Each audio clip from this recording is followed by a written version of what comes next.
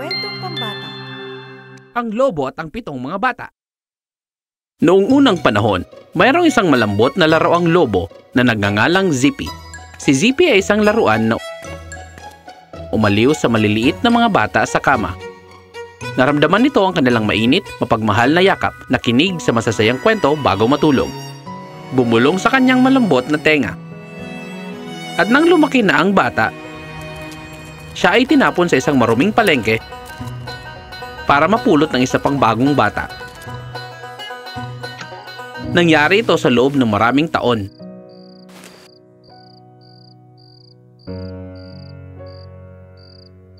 Nagsimulang humiling si Zippy na maging tunay na lobo. At isang gabi, ang malungkot na mga mata at matibay na pananabik na maging isang tunay na lobo ay narinig ng isang diwata sa itaas ng kalangitan ng gabi.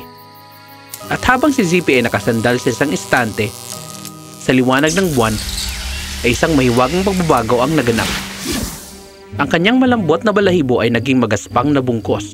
Ang kanyang mga paa ay bumigat. Ang isang kumikinang na zipper na ngayon ay nakatatak sa kanyang tiyan. Siya ay isang tunay na lobo, oo, ngunit isang kakaiba.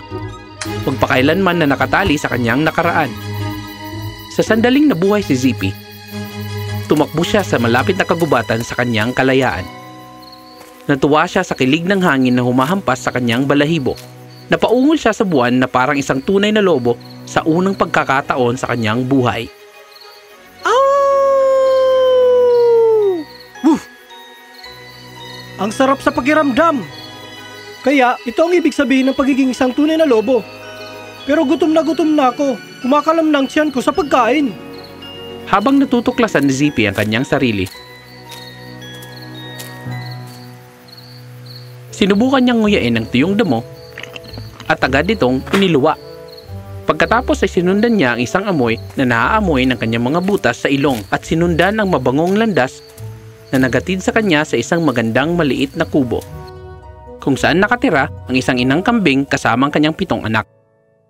Pupunta ako sa palengke para mamili. Huwag niyong buksan ang pinto sa sinuman. Huwag kalimutan, may narinig akong mga usapan na may isang lobo na nakatago dito sa palibot. Opo, Mama. Ngunit paano namin malalaman? Paano kung may kumatok sa pinto? Ang dinig ko, ito ay itim na may nakakatakot na mga paa at pangit na malalim na boses. Kung kumatok ito, panatilihing mahigpit na nakasara ang pinto. At tandaan mga bata, ang mga lobo ay matalinong madaragit. Kilala sila na daigin ang kanilang mga biktima at ginagawa silang masayang pagkain. Tunay na matalino ang mga salita ni Inang Kambing.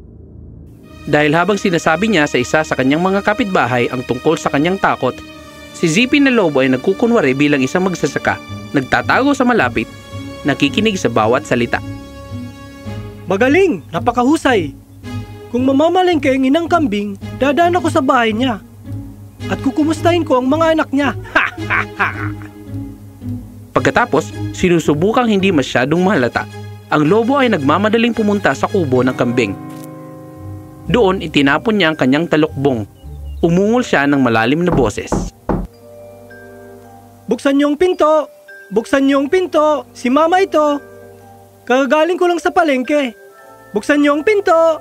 Nang marinig ng mga bata ang malalim na boses, naalala nila ang mga babala ng kanilang ina mula sa likod ng nakaharang na pinto.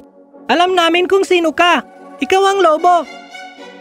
Ang aming ina ay may matamis at malumanay na boses, hindi malalim at nakakatakot tulad mo. Umalis ka!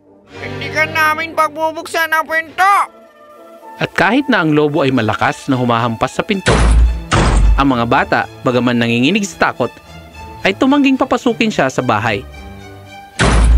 Kaya't ang pinto ay nanatiling nakasara. At ang lobo ay may magandang naisip. Nagmadali siyang pumunta sa panadero at kumuha ng isang malaking cake na tumutulo ang pulot. Umaasa siyang ito ay magpapatamis ng kanyang boses. Buksan niyo ang pinto! Mga bata! Ang mama ito! Buksan niyo ang pinto! Mga anak, ang mama ito! Lumabas at tulungan niyo ako sa mga mabigat kong bag na ito! At sa katunayan, pagkatapos kumain nito, ang kanyang boses ay hindi masyadong malalim. Paulit-ulit niyang tinularan ang malambing na boses ng inang kambing. Nakita nyo, naririnig niya ito mula sa kakahuyan. Nang maramdaman niyang madali siyang mapagkamalang inang kambing, nagmadali siyang bumalik sa bahay at ang 7 anak. Buksan niyo ang pinto! Buksan niyo ang pinto! Ang mama ito! Kakagaling ko lang sa palengke. Mabigat itong mga bag. Tulungan niyo akong ipasok ito sa loob. Sa pagkakataong ito, nag-aalinlangan ang mga bata. Parang kay inay ang boses at bubuksan na sana nila ang pinto. Ngunit ang isang bata ay nagtanong ng may pagdududa. Mama, ipakita mo sa amin ang iyong paa. Nang hindi nag-iisip, itinaas ng lobo ang kanyang itim at mabalahibong paa at nalaman ng mga bata na bumalik ang lobo. Huwag kang lalapit, hindi ka ang aming ina. Wala siyang kakilakilabot na mabalahibong paa tulad mo. Umalis ka, masamang lobo. At muli, sa kabila ng lahat ng kanyang pagsusumikap, nalaman ng lobo na nakalak ang pito laban sa kanya. Ang lobo ay tumakbo pababa sa gilingan at nakakita ng isang sako ng harina. Ibinabad niya ang kanyang mga paa dito hanggang sa maging puti ang mga ito. Lulukohin ko sila sa pagkakataong ito.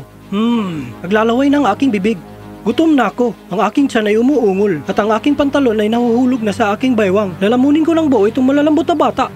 Muli, kumatok siya sa pinto. Buksan niyo ang pinto! Buksan niyo ang pinto, mga anak! Ang mama ito! Kagagaling ko lang ng palengke. Ang mga bag na ito ay puno ng pagkain. Isa sa inyo ay sundin ako. Marami ito. Sa pagkakataong ito, naisaayos din ng masamang lobo ang boses ng inang kambing sa pagiging perpekto. Ang boses ay tila katulad ng sa kanya. Ngunit ang maingat na mga bata ay mabilis na tumawag muli. Mama, ipakita mo sa amin ang iyong paa! Ang tusong lobo ay tinaas ang kanyang mga paa na singputi ng nyebe at ang mga bata na ngayon ay nakakatiyak binuksan nila ang pinto. Anong gulat ang kanilang naranasan? Isang napakalaking bunganga na may matatalim na ngipin ang biglang sumigaw ng malupit. Ang mabangis na lobo na may nakalabas na mga kuko ay humawak sa kanyang mga biktima. Ang mga bata ay nagmadaling umatras sa takot. Ang isa ay pumailalim sa mesa habang ang isa ay sumiksik sa ilalim ng kama. Ang isang bata ay nagtago sa aparador at ang isa ay sinubukang magtago sa oven kahit na ang kalan ay mainit pa. Isang bata ang nakayuko sa loob ng bariles. Ang pinakamatalinong bata ay nagtago sa orasan ng kanyang lolo. Doon siya nagkapagsiksikan, pinipigilan na kanyang hininga habang tinutugis ng lobo ang kanyang mga kapatid. Isa-isang hinila ang mga bata mula sa kanilang pinagtataguan. Lahat maliban sa kanya. Hindi nawalan ng gana ang masamang lobo hanggang sa matagpuan niya ang bawat isa sa kanila at lulunukin niya ang lahat sa isang lagok. Ang tanging nakatakas ay ang maliit na batang itim na kambing. Dahil hindi akalain ng lobo na may puwang para sa isang bata sa loob ng napakakipot na orasan ng lolo. Samantala, bumalik na ang inang kambing mula sa palengke. Nang mula sa malayo, napansin niyang nakaawang ang pinto. Nagmadali siyang pumasok na kinakabahan ng sobra. Nakaramdam siya ng panghihina. Oh, hindi! Ang kawawa kong mga anak! Oh, Diyos ko! Huwag ang aking mga anak! Ang kanyang pinakamalaking takot ay nagkatotoo. Pagpasok niya sa kubo, nakita niya ang kanyang bahay ay magulo. Ang kanyang mga gamit ay nagkalat. Sobrang kalat. Ang masamang lobo ay kinain ng lahat ng kanyang anak. Siya'y bumagsak sa isang upuan, umiiyak ng malakas. Ngunit habang siya'y umiiyak, ang pinto ng relo ng lolo ay biglang nagbukas. At lumabas ang itim na kambing. Mama! Napakasama! Dumating ang lobo tulad ng sinabi mo at sa tingin ko kinain na niya lahat ng aking mga kapatid. Oh, ikinalulungkot ko aking kawawang anak. Ikaw na lang ang natitira. Nilamon na silang lahat ng masamang lobo na yon. Hindi nagtagal, umalis ang inang kambing at ang kanyang anak sa bahay upang maglibot sa hardin. Bigla siyang nakarinig ng mahinang paghinga. May humihilik ng malakas. Ito ay ang sakim na lobo. Ang pagkain sa mga bata ay labis para sa kanya.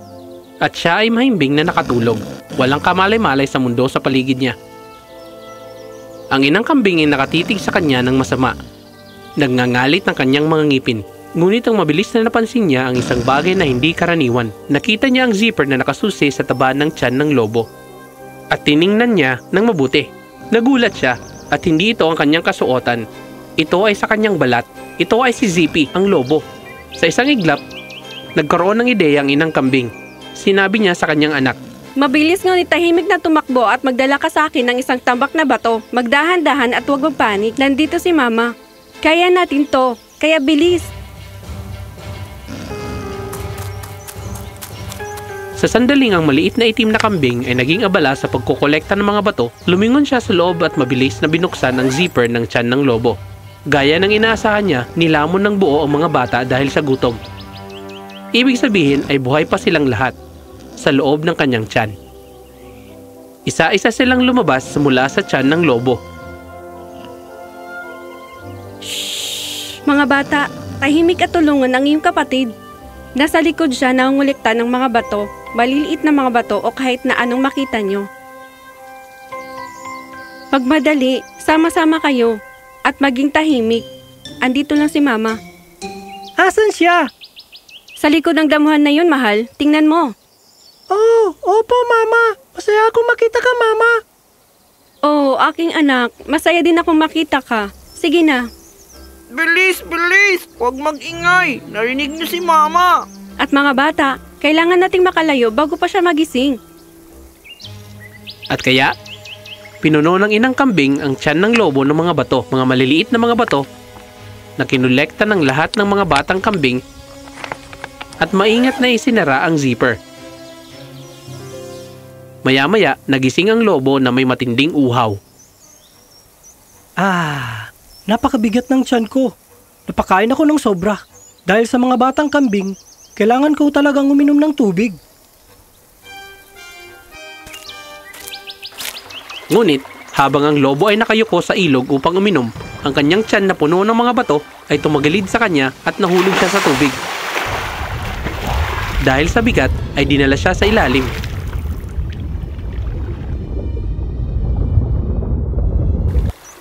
Ang kambing at ang kanyang mga anak ay napahiyaw sa tuwa habang siya ay lumulubog. Woohoo! Yay! Mama, galing mo! Mahal kita, Mama! Aking mga anak, mahal na mahal ko kayong lahat. Ang masamang lobo ay nawala.